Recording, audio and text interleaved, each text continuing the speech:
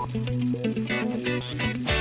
petit bidon, mon pépère. Christopher Froome à pied. Mais quelle image du tour. On n'a jamais vu ça. Aïe aïe aïe, attention Philippe, vous ne pas rappeler. Allez mon grand, t'es grand aujourd'hui, t'es grand. Chapeau. Bonjour à tous, bonjour à toutes, bienvenue dans Chasse Patate, le podcast du groupe Eto. Je suis ravi de vous retrouver en cette fin d'été. Et oui, les vacances touchent à leur fin pour bon nombre d'entre nous, mais pas pour les coureurs cyclistes. C'est pas tout à fait les vacances pour eux, il faut se le dire. On a une actu vélo plutôt riche, surtout en Europe. Alors dans cette émission, on va filer évidemment en Espagne pour la Vuelta a España qui a débuté à Burgos il y a de cela environ 10 jours, à peu près 10 jours. On parlera jeunesse avec le Tour de l'Avenir qui s'est terminé après 9 étapes au sommet du col du Petit Saint-Bernard, une épreuve où la Norvège a fait quelques ravages, on y reviendra évidemment. Et également il est de retour, on s'arrêtera sur le comeback de Thibaut Pinot après des mois d'absence, 4 à peu près, si mes calculs sont bons. Retour effectué au Tour du Limousin Nouvelle-Aquitaine avec une belle forme affichée, il faut le dire. Et je pense que cela a ravi de nombreux fans de vélo. Et pour parler de l'ensemble de ces sujets, l'équipe du groupe Eto vous accompagne. Elle est en place pour vous servir. Anselme, comment vas-tu ? Hola, bienvenidos. Ça va très bien. Hola, ¿qué tal ? On va parler un petit peu espagnol. Je sais que Mathieu, qui est avec nous également, manie la langue espagnole assez facilement.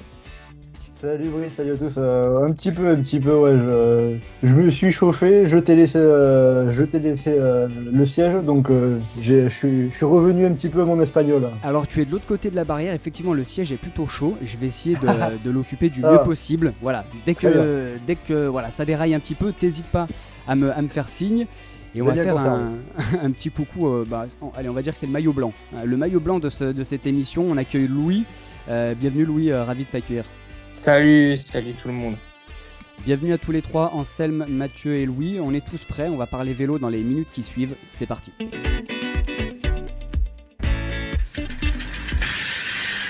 Alors première partie de ce podcast, le Tour d'Espagne, 3e grand tour de la saison, et oui déjà, ça file vitesse grand V, 9 étapes qui ont déjà été disputées et un classement qui s'est déjà bien éclairci, même si évidemment les écarts ne sont pas rédhibitoires, en tous les cas on va les évoquer un petit peu plus tard. Primož Roglič, maillot rouge devant Enric Mas et Miguel Ángel López, les deux coureurs de la Movistar. Et surprenant ou non, Jack Haig qui suit ce trio. Le premier français, Guillaume Martin, est 20e à l'heure actuelle. Alors, question très rapide, messieurs. Petit tour de table. Quelle note vous metteriez à cette première semaine de la Vuelta, Mathieu, pour débuter ? Comme ça, je mettrais un petit 6-7, c'est pas mal. Il n'y a pas eu de trucs extraordinaires. Il y a eu de belles choses. Dans l'ensemble, quand même, c'est pas mal. Anselme ? 6-7, je suis assez d'accord, mais parce que pour moi, on a eu une bonne première semaine. Enfin, j'ai pris pas mal de plaisir à suivre le final des étapes. Je fais pas les étapes en intégralité comme sur d'autres grands tours. Mais non, mais la Vuelta, je suis contre cette idée que c'est pas un vrai grand tour ou que c'est le plus mauvais. Mais c'est un grand tour différent et tout aussi attractif à mes yeux. Donc, je mettrais, je pense, un 7. Parce qu'on a quand même eu de beaux vainqueurs et quelques petites batailles intéressantes. J'aime pas mal ce discours. Louis, pour terminer ce tour de table. Ouais, 6-7, ouais, je suis plutôt d'accord si on regarde le scénario de course. Après, si on est supporter français, par contre, la note, elle va chuter parce que c'est assez loin de nos attentes. Surtout qu'on sortait d'un tour de Burgos où on avait un Bardet flamboyant avant sa chute et il est retombé à nouveau donc, sur ce début de Vuelta. Démarre, c'est pas ça pour l'instant pour les sprints, mais bon, on attend, il reste encore des opportunités. Et puis voilà, on a des coureurs qui sont un peu en demi-teinte comme Guillaume Martin. Ouais, alors tout à fait, Louis, on va parler évidemment d'Arnaud Démare un tout petit peu plus tard dans le podcast, quand on aura avancé un petit peu sur le classement général de la Vuelta pour débuter. On l'a dit très rapidement en introduction, on a une première hiérarchie qui s'est établie après ces 9 premières étapes. Roglič est-il solidement installé à sa place de leader avec un maillot rouge qu'il connaît bien, on peut le dire. Mathieu, Roglič, solide leader ou tout est encore à faire ? Les deux, mon capitaine. C'est une réponse de Normand, ça, et tu as bien raison. Non, mais d'un côté, il est solidement accroché à ce maillot rouge parce que, alors certes, il a que 28 secondes d'avance sur Enric Mas, mais pour l'instant, il a perdu le temps par rapport à personne depuis le départ, il me semble. Et de l'autre, la Vuelta, c'est encore long, c'est un grand tour. On a toujours tendance à le dire, un grand tour, c'est 3 semaines. Là, on est seulement après une semaine de course. Il peut encore se passer pas mal de choses. Surtout qu'on a en face la Movistar, Ineos, qui ont 2 coureurs dans les 6 premiers du général. Donc, il y a de quoi en face venir bousculer Primoz Roglic. Anselme, l'équipe Jumbo-Visma jusqu'à présent, est-ce qu'elle t'a semblé un petit peu fatiguée parce qu'on a pu voir et on a pu lire certains commentaires et certains faits de course où effectivement on a une équipe autour du leader de la Vuelta, pas forcément impériale. On est loin des équipes on est loin des équipes que l'équipe que la Jumbo-Visma peut mettre sur le Tour de France notamment avec des Van Aert et autres gros coureurs. Après, notamment sur la dernière étape de montagne, C'est quand même pas remportée loin par d'être Caruso. la même équipe du Tour de France, quand même. On Hein. est très proche, effectivement. Il y a quand même du Ouais, mais Sepkus, enfin, ce que je veux dire, c'est Kruijswijk, Resink. on est à des niveaux de forme différents. Enfin, Oui, ça, on après, sent voilà. qu'ils sont moins forts. Et pour moi, il y a 2 coureurs qui sont utiles vraiment, c'est Kruijswijk et Kuss. Notamment Kruijswijk, ce que je veux dire, qui a fait une bonne étape dimanche, qui s'est montré très costaud. Et Kuss, qui lui, on sait, dès que ça monte, il répondra globalement présent. Derrière, pour moi, c'est plus faible. Et j'ai envie de dire, la mettre en difficulté est possible. Encore faut-il en avoir les armes et la forme, sachant que Roglic est pour l'instant l'homme qui s'est montré le plus fort sur cette Vuelta avec Enric Mas. Louis, le duel Enric Mas-Primoz Roglic, est-ce que c'est le duel tant attendu pour les 2 semaines qui vont arriver ou il y a encore pas mal de chamboulements et le scénario peut être complètement renversé avec d'autres coureurs qui viennent se mêler à la lutte? Alors, comme ce qui a été dit, oui, une petite hiérarchie s'est installée. Donc, on a vu que Enric Mas et Roglic étaient à peu près du même niveau, même si Roglic a pris quelques secondes pour le sprint dimanche. Mais je veux pas trop enterrer tout de suite les Ineos. Voilà, on a Egan Bernal 5e juste devant Adam Yates. On a également Carapaz qui est dans une pas trop mauvaise forme. Donc, voilà, il suffit des fois d'un coup de Trafalgar. La Vuelta nous réserve des fois des surprises pour la deuxième partie de course et tout n'est pas joué. Roglic n'a que pour le moment que 28 secondes d'avance sur Mas. Voilà, les Ineos sont à une 50, 2 minutes. Tout reste possible encore. C'est très intéressant. Alors, on parlera de la Movistar juste après, mais Louis, juste pour rebondir sur l'équipe Ineos Grenadier que tu mentionnes, on peut quand même se satisfaire sur cette première semaine de l'attitude, on va dire offensive, de l'équipe britannique. Bon, Bernal un petit peu loin, 1 minute 52, Adam Yates 2,07, Richard Carapaz un petit peu plus loin. Mais au moins, on a vu une équipe Ineos qui tentait, qui partait à l'offensive. C'est plutôt intéressant. Ouais, c'est vrai.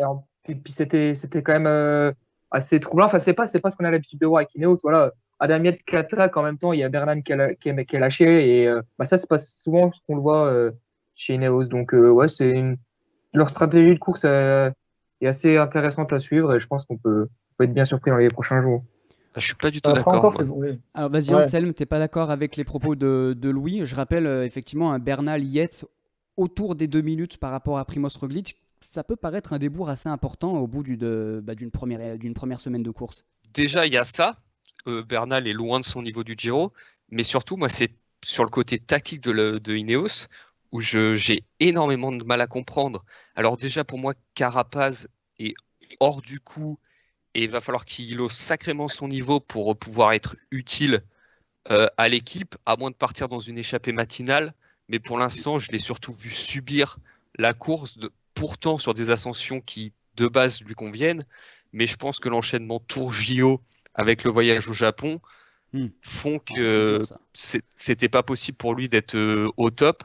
Donc j'attends de voir si il se refait une santé en 3e semaine.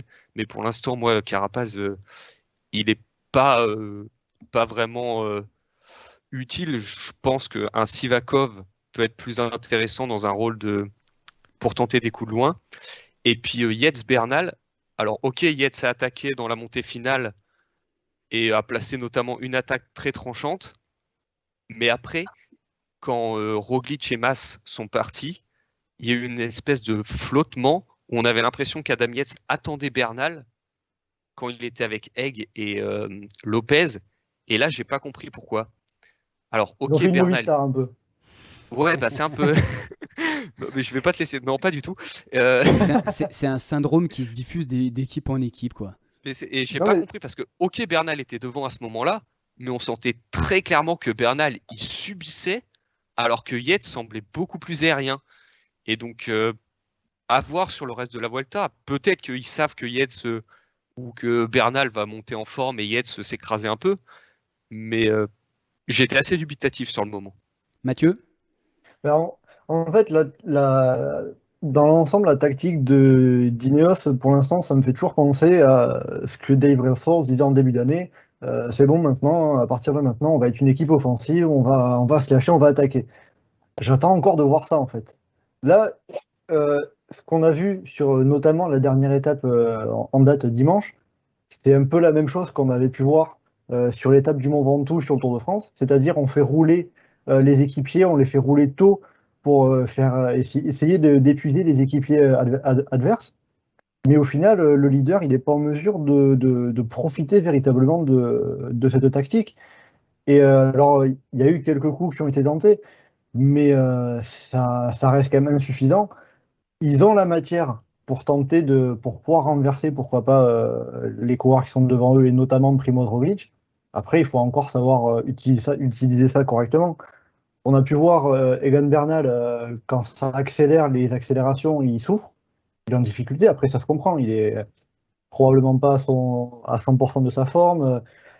On rappelle qu'après le Giro, il avait eu le Covid, ce qui aide pas pour la préparation. Et on a Adam Yates qui a perdu un peu plus de temps au début de cette Vuelta qu'Egan Bernal, mais qui du coup maintenant est en meilleure forme. Euh, mais ça fait deux cartes, il faut en profiter d'avoir ces deux cartes encore bien placées au général, mais il ne faudra pas les utiliser comme ils ont fait pour le moment, je pense. Ouais, la tactique mise en place est un petit peu floue pour le moment, effectivement.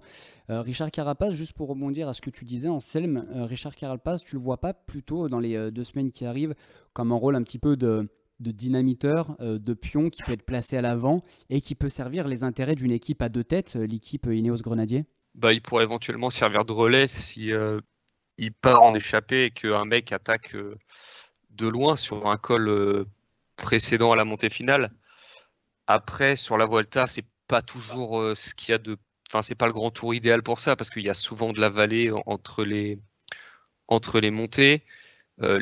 Ça s'enchaîne pas bien et du coup, c'est pas propice à des enchaînements lointains. Sur les 3 dernières étapes de montagne qui restent, aucune vraiment. Enfin, les 3 des étapes de montagne qui finissent en altitude, aucune vraiment ne permet de partir de loin. Il n'y a que la 15e Ouais. étape qui, pour moi, celle qui arrive à El Barraco, qui peut permettre des offensives lointaines. Et là où Carapace pourrait être intéressant. Dans un sens, je verrais plutôt la Movistar avoir un peu plus de puissance, de force pour tenter ce genre de coup. Après, est-ce qu'ils auront la finesse tactique pour le faire, c'est autre chose. Mais bon, ils sont quand même deuxième et troisième du général avec Enric Mas, Miguel Angel Lopez. Ils sont encore mieux placés que les Ineos. Hein. Bah, transition toute faite, Mathieu, parce que on lit bien et on comprend bien que Ineos Grenadier doit encore vous convaincre sur les étapes qui vont arriver. La Movistar, bon, Tour de France complètement raté il y a 2 mois de cela. Sur cette Vuelta, ils font un très très bon départ. On parlera de Valverde juste un petit peu après, mais là on a une équipe à 2 têtes. On a presque loupé une équipe à 3 têtes, car Valverde était encore très bien placé. Louis, le départ de la Movistar sur cette Vuelta, leur tour favori, entre guillemets, qu'est-ce que tu en as pensé? On va dire qu'avec cette 2e et 3e place de Mas et Miguel Angel Lopez pour le moment, très bon début de Vuelta pour j'allais dire les Britanniques, pour l'équipe ibérique, pardon. Ouais, Valverde, je regrette absolument son abandon. Il était bien en forme. J'aurais aimé voir l'équipe Movistar avec 3 pions pour le général. Derrière, faut pas oublier Verona qui a montré une bonne forme sur l'étape remportée par Storer. Et puis voilà, on a les 2 meilleurs Movistar sur ce début de Vuelta, donc Enric Mas et Lopez qui sont bien en embuscade pour le général. Puis voilà, quand on a un collectif solide sur la Vuelta, souvent ça peut faire mouche et on espère cette fois une masterclass tactique des Movistar pour pourquoi pas renverser Roglic. Ouais, masterclass tactique, comme tu l'évoquais, Mathieu. Est-ce qu'on peut espérer et attendre d'eux de courir intelligemment Il y a eu des petits faits de course, on a quand même vu, alors il ne faut pas résumer la tactique de la Movistar à cette dernière étape qu'on a pu voir dimanche dernier, donc avant la journée de repos. Un petit Miguel Angel Lopez qui par moment prenait des relais alors que Enric Mas était devant lui. Bon, était-ce utile? Est-ce qu'il fallait laisser la part de boulot aux autres? Question. Bah, c'est la Movistar après, hein, c'est toujours un peu compliqué chez eux la façon dont la tactique se fait. Euh, voilà, c'est toujours assez particulier. Après, Louis, tu parlais de l'abandon d'Alejandro Valverde. C'est vrai que ce qui est encore plus dommage avec cet abandon du Murcian, c'est que enfin, ça faisait déjà assez longtemps qu'on n'avait pas vu l'équipe Movistar et encore plus utiliser Valverde comme ça, tenter un coup tactique de cette manière-là. Donc, quand peut-être, entre guillemets, enfin ils essaient de tenter quelque chose, même si au final ça n'a pas marché, hein, chute mise à part, et ben tout se casse la gueule, ils perdent une grosse carte. Donc c'est dommage, c'est dommage et ils auraient continué comme ça, Valverde aurait été encore plus important dans cette tactique, dans cette stratégie. Après, c'est juste un petit bout de ce qu'on a pu voir, mais si s'ils mettent les idées au clair et déjà si Enric Mas est bien désigné leader numéro 1 de l'équipe, en tout cas s'il reste le plus fort d'ici Saint-Jacques-de-Compostelle, on peut espérer de belles choses, mais faut pas, ça reste la Movistar. Faut pas crier victoire trop vite non plus. Anselme, est-ce que Enric Mas te fait rêver? Bah, Enric Mas, je suis très content depuis notamment qu'il est chez Movistar, parce que je me rappelle de son Tour de France 2019 chez Quick-Step. Il sortait d'une Vuelta où il avait fait deuxième. Il était leader puis équipier d'Alaphilippe et il avait complètement craqué.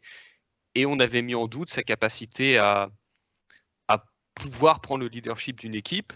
Et depuis donc le Tour de France 2020, l'année dernière, il a enchaîné 2 top 5 sur Tour Vuelta. Tour de France cette année 6e. Et sur cette Vuelta, il est bon en lice pour la gagne. Donc pour moi, il confirme vraiment que c'est un coureur de grand tour, avant tout, et un coureur solide de grand tour. Et il s'affirme donc comme l'outsider numéro 1 de Primoz Roglic. Et il doit être, la Movistar doit jouer la carte Enric Mas, je pense, plus que Lopez, même si pour moi, les prochaines étapes de montagne qui arrivent conviendront mieux à Lopez, qui est vraiment un pur grimpeur, et les arrivées explosives un peu moins. Il reste quand même pas mal d'étapes vallonnées où Roglic aura le dessus sur le Colombien. Donc pour moi, la carte Mas, c'est la carte numéro 1 à jouer.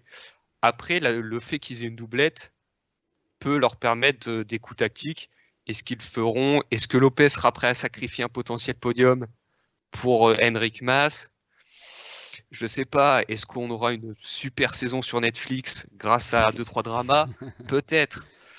Et sinon, pour revenir à ce que disait Louis, je pense que l'abandon de Valverde, bon, c'est terrible. Je suis dévasté. Mais Verona peut très bien jouer la troisième carte. Il a déjà montré que c'était un coureur solide et qu'il savait tenir 3 semaines.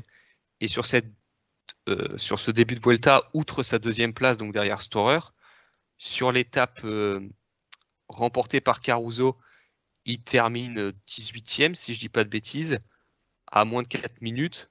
Donc on sent qu'il ne s'est pas relevé et que dans les jours à venir, il pourrait être, on va dire, le dernier équipier pour ces 2 leaders en cas de pépin notamment.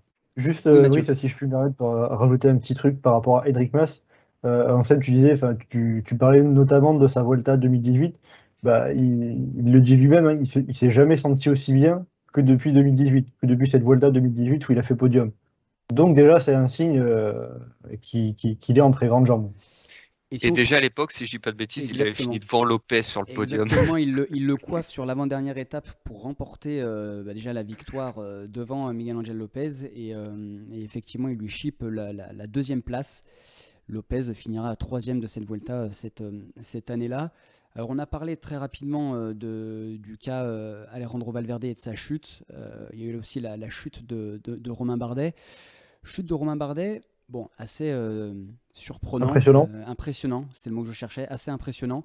Il a l'air de bien s'en être remis. Romain Bardet venait avec des bonnes dispositions. On en a parlé avec le Tour de Burgos, même si la dernière étape était un petit peu compliquée pour le Français. Bon, on va pouvoir s'attendre avec son équipe DSM. Belle quinzaine qui arrive pour Romain Bardet, Mathieu. Faut espérer. Après, on l'a vu actif sur les deux dernières grosses étapes montagneuses. L'étape de Balcón de Alicante et l'étape d'Alto de Verifique.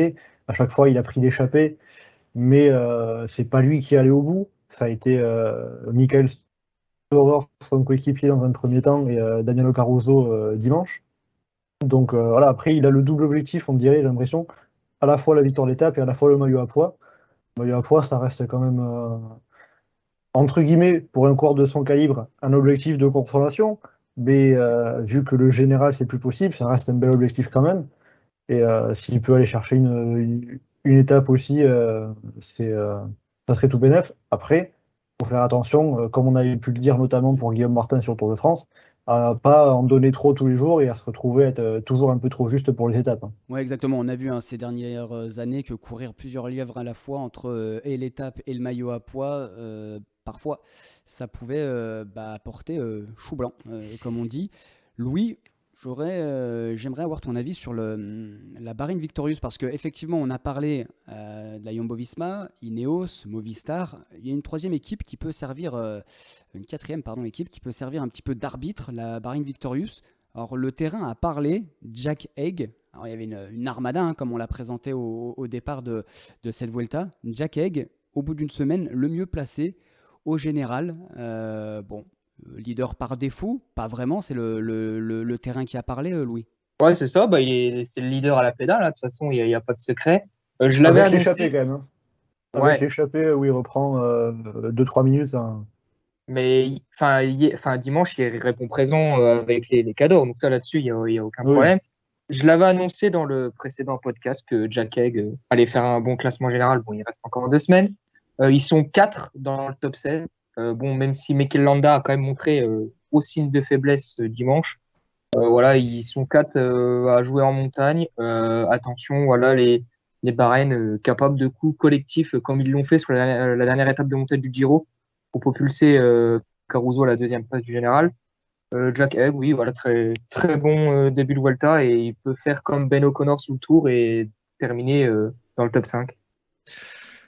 La Bahreïn, j'y comprends rien. Leurs coureurs, ils volent. Alors Anselme, ils ont changé de maillot, faut pas se tromper, ils ont changé de maillot pour cette Vuelta. On a Landa qui est un top coureur et c'est le seul qui avance pas. Parce que c'est Mikel Landa. C'est le 4e coureur de son équipe au général. Mikel Landa. Il est pas Chineos. C'est pas Bernal en face. Enfin, je comprends pas. Donc Landa, ça me frustre encore plus de sa chute sur le Giro. Je pensais que sur cette Vuelta, il pourrait arriver plus frais et faire un bon truc. Après, du coup, il n'est pas à 100%, quoi. Il n'a pas pu faire une préparation vraiment complète. Burgos, il remporte le général, mais il n'est jamais dominant. Donc, mais... Ouais, mais... Ah ouais, mais là, il est lâché à la pédale loin, quoi. Mais oui, voilà, après, t'as quand même Fabio Aru et Louis Métis qui sont devant lui à la pédale. Voilà, donc, il devait vraiment pas être bien, peut-être malade ou quoi. Oui, tout à fait. Après, je pense que là, je suis pas sûr qu'on lui laisse jouer vraiment sa carte. Après, moi, contrairement à Louis, Haig, j'y crois pas du tout. Je pense qu'il finira par craquer.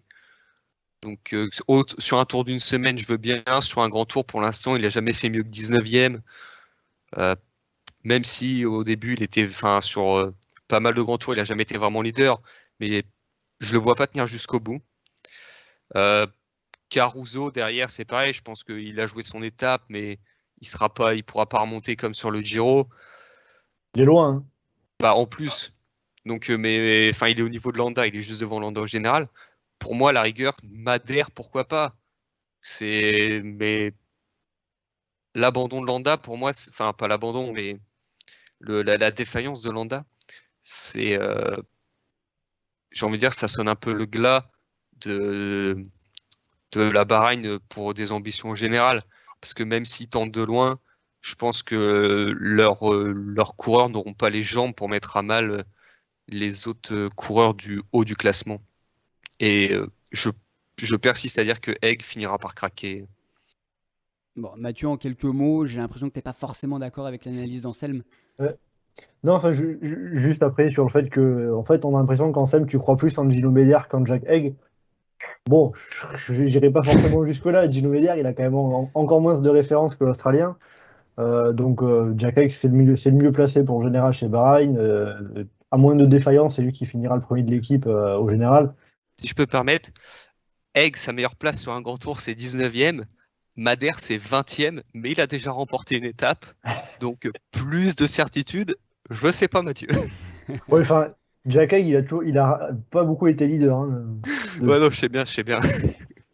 Mais en tous les cas, la course pour, alors évidemment, la victoire finale, mais également les accessites, voilà, la course est vraiment ouverte. La Vuelta se présente plutôt bien, et à ceux qui disent effectivement que la Vuelta est parfois un tour au rabais ou la dernière roue du carrosse, toutes les analyses et tout ce qu'on s'est dit rappellent qu'il y a encore pas mal d'enjeux. Voilà, donc c'est intéressant à suivre. On aura hâte de débriefer tout ça dans un prochain podcast, évidemment. La Vuelta, c'est une course différente. On ne peut pas la comparer au Tour, au Giro, à part sur le fait que c'est 21 étapes.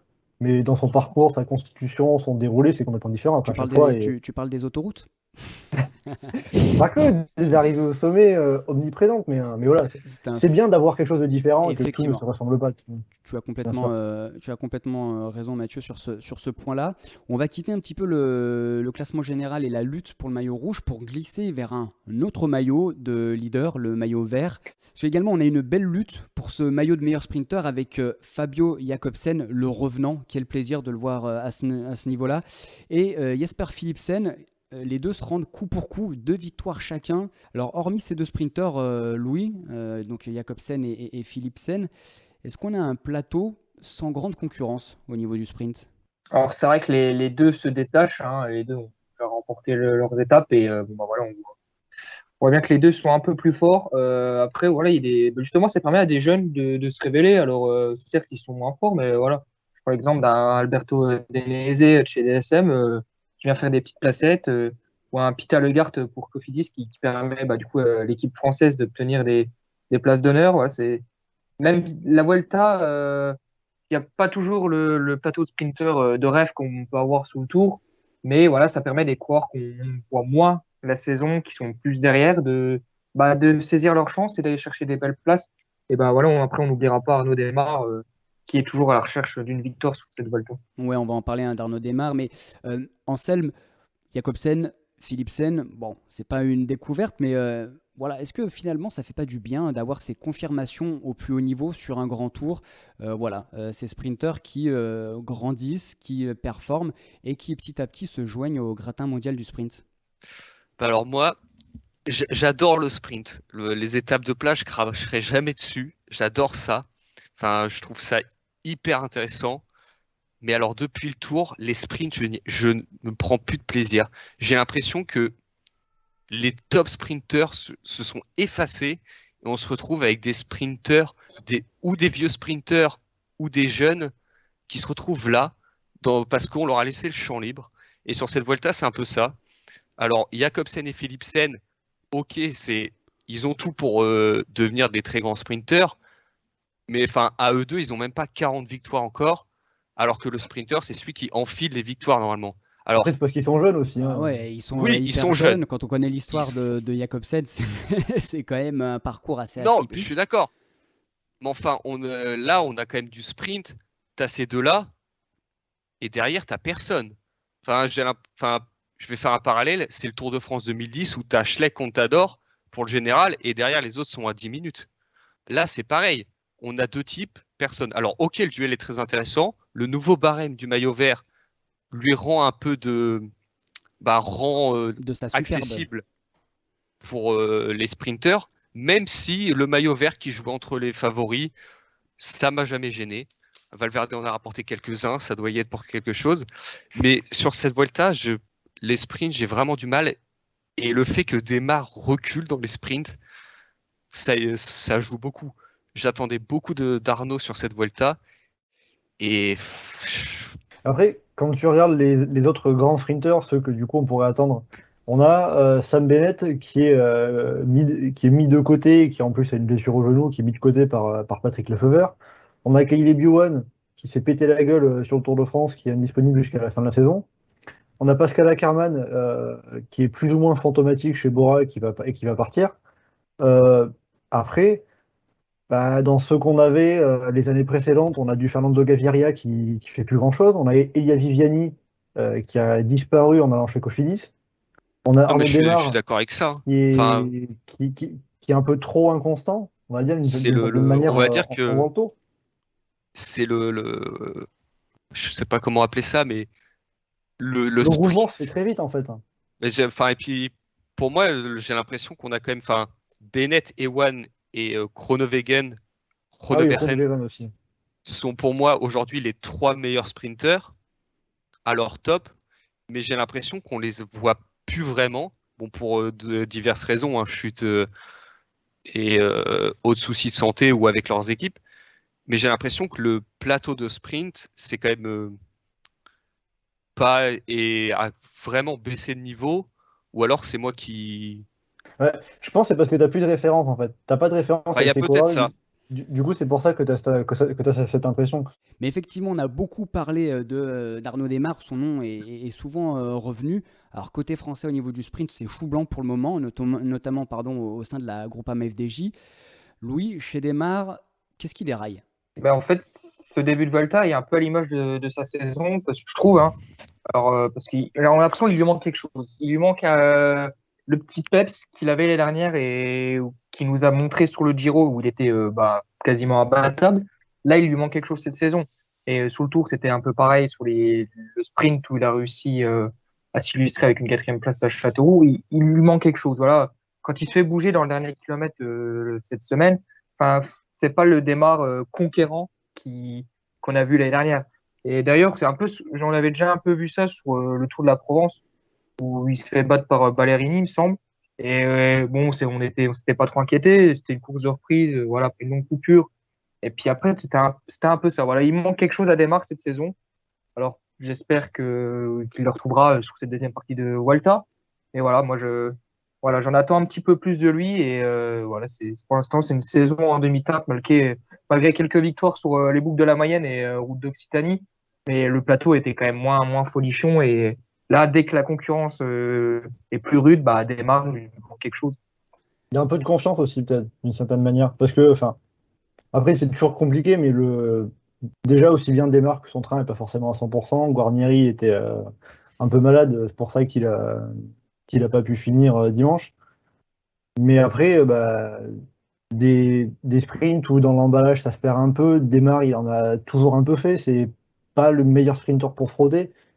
Plus c'est limpide, mieux c'est pour lui, et pour l'instant ça n'a pas trop été le cas. Il y a juste sur l'étape de Molina de Aragon, quand il fait 2e, il est lancé en tête, mais peut-être un peu tôt, parce que tu as Sacha Modolo qui le force à lancer tôt, et donc il se fait dépasser sur la fin par Jacobsen. Mais voilà, après la confiance, suffirait de cette étape de Molina d'Aragon, il gagne. Samedi, il fait le sprint, il gagne probablement.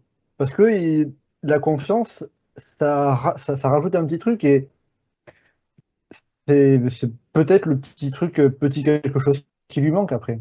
D'une certaine manière, ça me fait penser un peu à ce que Marc Magnot dit de Thibaut Pinot. Thibaut Pinot, c'est pas un coureur comme les autres. Arnaud Démare, c'est pas un sprinter comme les autres. Et voilà, il lui faut des conditions particulières, tout lisse bien à 100%.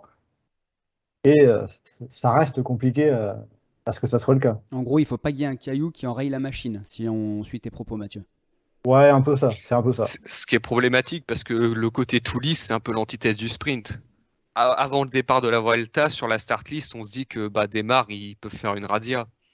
Donc c'est un peu dommage de se retrouver avec seulement pour l'instant une 2e place et 2 autres top 10, mais des fonds de top 10. Bon, en tous les cas, on va voir cette suite de la Vuelta par rapport au sprint. Peut-être que la Groupama FDJ va se mettre en ordre de marche. Desmar va gagner et comme le précise Mathieu, il y aura ce petit déclic pour ensuite enchaîner et pourquoi pas aussi terminer la saison de la meilleure manière qui soit. Un petit point qui est intéressant à mentionner, je pense qu'on est tous unanimes sur ce sujet-là, c'est le retour de Fabio Jakobsen. Il revient, il gagne. Voilà. Qui aurait cru il y a quelques semaines ou quelques mois en arrière, après le terrible accident en Pologne, qu'il revienne aussi en forme, aussi compétitive. Donc c'est plutôt une bonne chose pour le monde du vélo, pour nous en tant que fans. Voilà, le retour de Fabio Jakobsen en pleine possession de ses moyens. Très rapidement, en quelques mots, quelles sont vos attentes pour cette deuxième semaine, Louis? Pour ma part, j'espère une victoire française, alors qu'elle vienne de n'importe quel coureur qu'il soit, que ce soit, bon, on a parlé de Bardet, de Desmar, ça peut très bien venir d'un grimpeur de Chagé 2R. Voilà, on a vu Calmejean s'échapper sur les premières étapes, on a vu Bouchard plutôt bon dimanche. Il peut également y avoir Champoussin qu'on a un peu moins vu sur le début de Vuelta, et il peut voilà, créer l'exploit sur une étape de montagne. Anselme? Moi, j'espère que les favoris se joueront un peu plus souvent la victoire sur les étapes accidentées. Bien que ça me fait plaisir de voir des gars comme Taramay gagner une étape. J'aime voir les leaders se battre pour des victoires d'étape. Ça ajoute un peu de piment et ça pousse les coureurs à se donner un peu plus dans le final. Notamment lorsqu'on y part avec plusieurs, s'il y a la victoire en jeu, ça peut donner un petit peu de motivation à vouloir laisser les autres derrière pour que ça revienne comme on a vu de temps en temps. Après, j'espère pour le spectacle que Bernal va monter en puissance et pouvoir animer la course avec Yates. Movistar, je vais rien dire et je veux pas leur porter l'œil. Wait and see pour la Movistar. Mathieu? Déjà, il faut attendre le week-end prochain, parce que d'ici samedi, on n'aura probablement pas trop d'écart, à moins qu'on ait des coups de Trafalgar, des coups de bordure, des surprises de tous les côtés. Il faut attendre le week-end prochain avec les deux étapes qu'on a, vers Pico, Bilhuercas et El Barraco. Après, dernière semaine, avec le fameux Gabonitaïrou précédé des lacs de Covadonga. Donc, des courses de côte. Et puis, si on peut avoir un peu plus que ça serait bien. On va quitter l'Espagne pour la France, direction la belle région du Limousin. Alors, pour ceux qui ne connaissent pas, je vous invite à vous y rendre vraiment, parce que c'est une région pour le vélo, ma foi, très agréable, avec des routes un petit peu escarpées, pas beaucoup de plats. Cette course, en tout cas session 2021, le Tour du Limousin, a été remportée par Warren Barguil. On y reviendra un tout petit peu plus tard, mais cette course a marqué surtout le grand retour de notre Thibaut Pinot national. On l'a vu à l'attaque, on l'a vu solide, on l'a vu dans pas mal de coups. Il termine finalement 20e à 1 minute 11, si ma mémoire est bonne.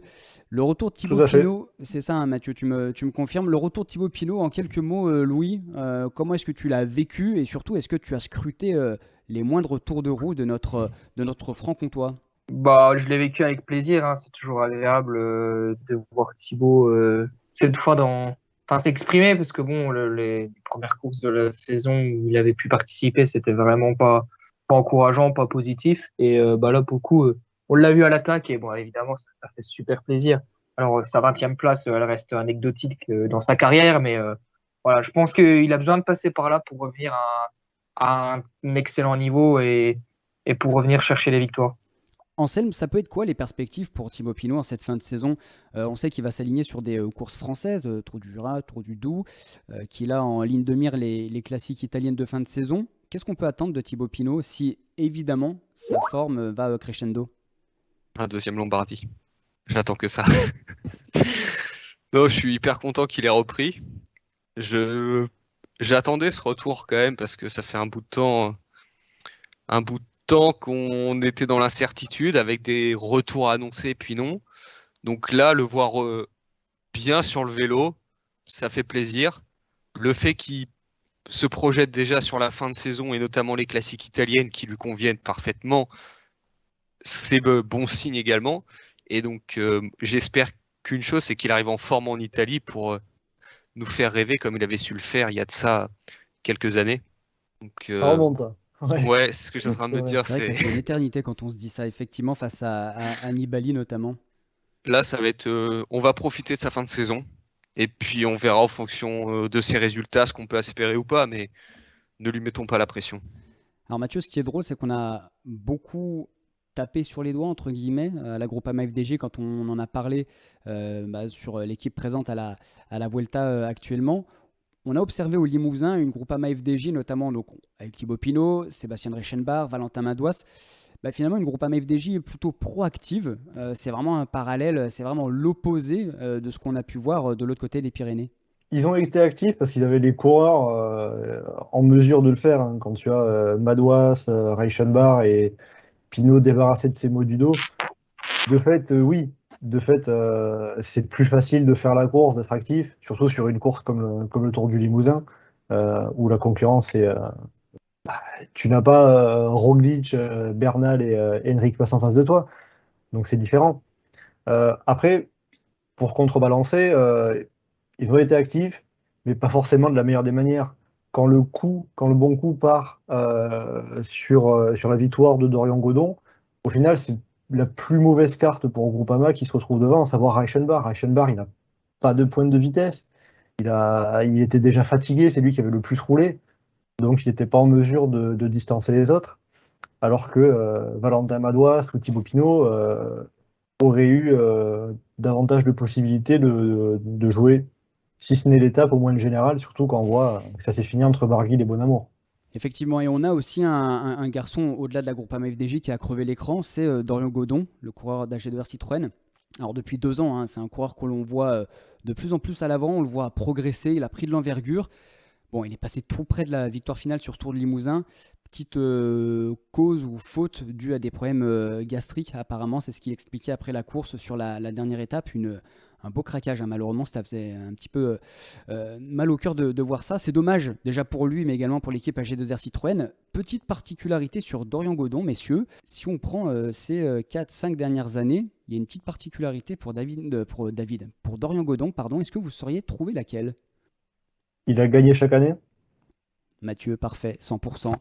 10 sur 10, effectivement, depuis 2018, Dorian Godon, c'est un coureur qui gagne au moins une fois par an, ce qui n'est pas forcément le cas de tous les Français. C'est important de le souligner. Dorian Godon, valeur sûre pour AG2R Citroën et remporter des étapes chaque année depuis 2018. Et comme on l'a dit, victoire finale de Warren Barguil, dans le même temps que Franck Bonamour et Pierre-Luc Perrichon complètent le podium. Alors c'est des coureurs qu'on a beaucoup vus à l'attaque. Barguil, un coureur très en vue, pas de victoire d'étape, mais finalement le plus constant. Louis, elle fait du bien celle-ci pour l'équipe Arkea Samsic. Ah oui, puis elle fait beaucoup de bien à Warren, qui a vécu des dernières saisons pas forcément parfaites depuis son titre de champion de France. Ça va lui remettre pas mal de confiance et il va attaquer du coup cette deuxième partie de saison avec de l'envie, de la confiance et surtout le fait de savoir qu'il peut gagner des courses. Même si c'est pas une victoire d'étape, il sait qu'il peut être devant et je crois que Warren n'avait jamais gagné de classement général. Donc, en effet. Ça va lui redonner de la confiance pour la suite. C'est vrai que c'était pas passé loin sur l'Arctic Race of Norway il y a quelques années, face à Lutsenko de mémoire. Autre petite anecdote, on a parlé de Dorian Godon. Petite anecdote sur Warren Barguil, messieurs. Hormis sa victoire sur le championnat national en 2019, il faut savoir que cette victoire de Warren Barguil, c'est la seule hors World Tour. C'est quand même assez... Comme Dorian Godon, lui aussi double. Il a fait 2 victoires d'étape à la Vuelta, 2 victoires d'étape au Tour de France. Exactement. Et quand on regarde, c'est vrai que ça fait pas mal d'années de disette. Victoire au Tour de l'Avenir en 2012. Ensuite, il passe professionnel 2013, 2 étapes de la Vuelta. 2017, 2 étapes du Tour de France jusqu'au titre national en 2019. Et cette victoire, donc la 6e. Pour lui sur le classement général du Tour du Limousin. Est-ce que je peux ajouter un petit dernier mot Louis, évidemment. Sur Franck Bonamour, qui termine 2e dans la même seconde que Barguil. Il confirme le cap qu'il a passé sur le Tour de France, où il a été élu plus combatif du Tour. C'est un coureur qui en mérite d'en gagner une sur cette fin de saison. Alors, je sais qu'il a aligné au Tour de Poitou-Charentes, mais le parcours ne lui est pas vraiment favorable. Je ne sais pas quel est son programme de fin de saison. Mais il va gagner la Bretagne classique. Mais j'espère bien pour lui. Et voilà, c'est un coureur Il qui peut le faire, hein. confirme. Et voilà, j'espère qu'il en gagnera une et il le mérite bien. On va passer du Limousin quasiment aux Alpes. Tour de l'avenir 2021 pour conclure ce podcast. Léger détour par le Tour de l'avenir qui a vu la victoire du Norvégien Tobias Johansen. Est-ce que c'est la bonne prononciation, Mathieu? Je sais qu'on a fait le point juste avant le podcast. Je suis pas norvégien, mais il me semble que c'est ça, oui. Ça tient Johan pas mal. Essen. Johannessen. Johannessen, Johannessen, il je faut pense pas qu'il oublier faut. le. Ok, Johannessen, futur coureur de l'équipe Uno X, devant Carlos Rodriguez, le jeune coureur de l'équipe Ineos, et Filippo Zana, le coureur de la Bardiani. Alors, pas confondre avec Filippo Ganna, évidemment. Deux Français dans le top 10, avec le fameux Hugo Toumir et Joris Delbov, respectivement 5e et 10e du classement général final. Très simplement, on a observé une archi-domination des pays du nord de l'Europe. 5 victoires pour la Norvège et 2 victoires pour les Pays-Bas. Louis, Tobias Johannessen, avec ses 2 victoires d'étape, voilà, c'est un coureur qui mise un petit peu sur l'avenir. Est-ce que c'est un profil un petit peu particulier que tu as pu remarquer? Alors, particulier, je ne sais pas. Très très gros Tour de l'avenir de Johannessen, mais qui gagne au final le général pour 7 petites secondes devant Carlos Rodriguez, qui a bien failli renverser tout sur cette dernière étape qui s'achevait au col du Petit Saint-Bernard. Bon, bah, Johannessen, voilà, c'est peut-être le talent norvégien, et je pense que ça le sera dans la haute montagne. Voilà, le Tour de l'avenir reste dans la Norvège, puisque c'était Tobias Foss qui l'avait remporté lors de la dernière édition. Le truc qui était un peu. Enfin, à la limite, le truc qu'on peut dire qui est un peu particulier pour Tobias Johannessen, c'est qu'en fait, ça fait pas longtemps qu'il est sur la route. C'est pour ça, dans un sens, qui fait un peu sa spécificité. Après, bon, voilà, c'est un coureur qui remporte le Tour de Norvège. Il avait fait le Tour de l'avenir.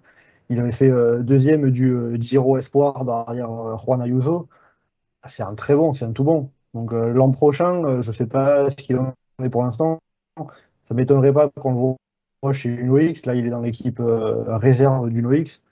Après, voire même encore plus haut. Et ça fait montre d'un très beau potentiel, oui. Justement, il est prévu pour rester chez Uno X jusque 2024. Donc voilà, ouais. il souhaite rester fidèle avec Uno X avant d'aller accéder au World Tour. Il l'a déclaré il y a ces derniers jours. Sachant que Uno X veut aller en World Tour, justement. Oui, c'est ça. Et c'est son souhait de découvrir le World Tour avec Uno X.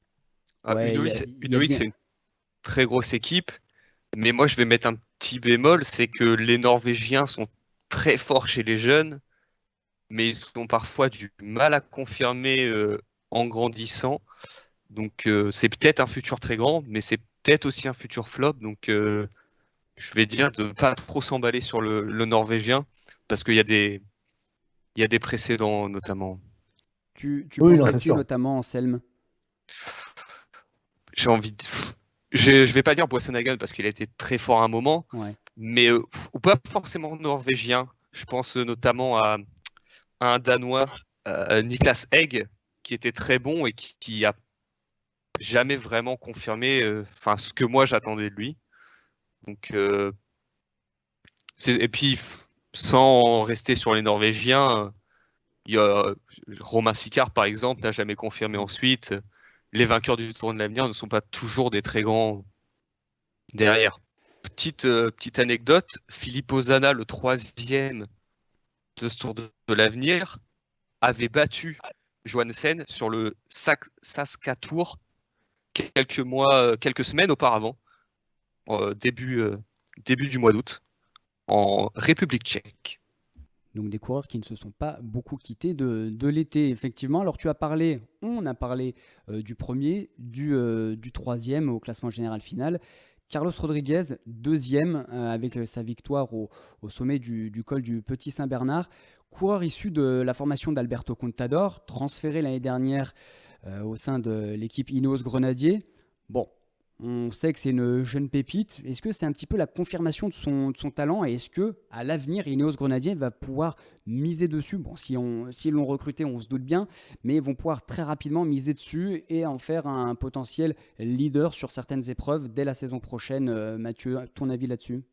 Il l'a montré, c'est un coureur qui est très fort. Déjà, ne serait-ce que de passer de junior à professionnel sans passer par la case espoir, ça montre que c'est un coureur très talentueux.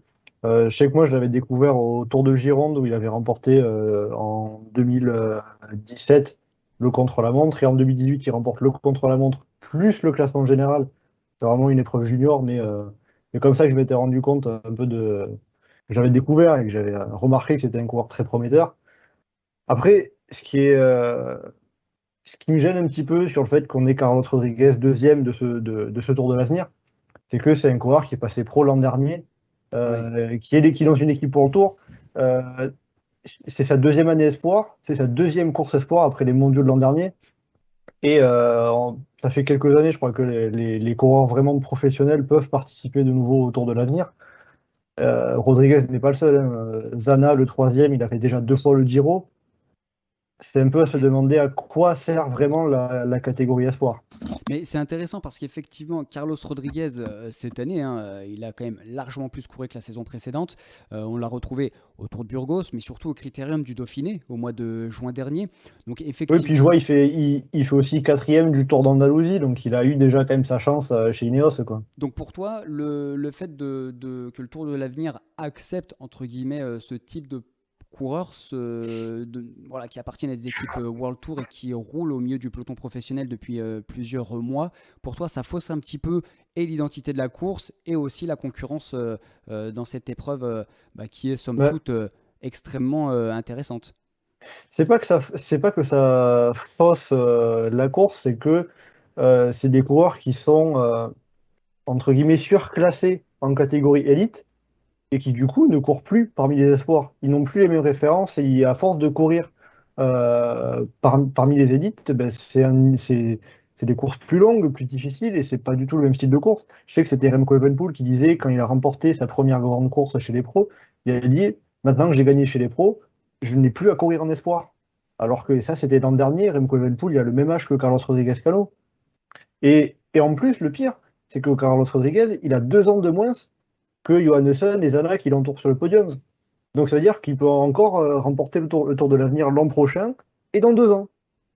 Donc ça me pose question quand même, oui. Anselme?